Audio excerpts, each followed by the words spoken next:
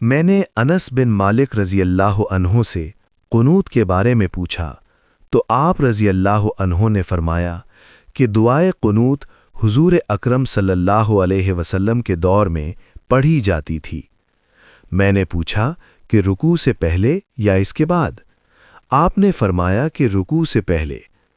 عاصم نے کہا کہ آپ ہی کے حوالے سے فلاں شخص نے خبر دی ہے کہ آپ نے رکوع کے بعد فرمایا تھا۔ اس کا جواب حضرت انس نے یہ دیا کہ انہوں نے غلط سمجھا۔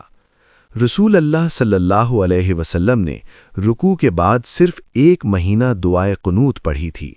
ہوا یہ تھا کہ آپ صلی اللہ علیہ وسلم نے صحابہ رضی اللہ عنہم میں سے 70 قاریوں کے قریب مشرکوں کی ایک قوم بنی عامر کی طرف سے ان کو تعلیم دینے کے لیے بھیجے تھے۔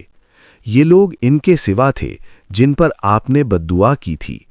ان میں اور حضرت صلی اللہ علیہ وسلم کے درمیان عہد تھا، لیکن انہوں نے عہد شکنی کی اور قاریوں کو مار ڈالا۔ تو حضرت صلی اللہ علیہ وسلم 1 مہینہ تک رکوع کے بعد قنوت پڑھتے رہے، ان پر بددعا کرتے رہے۔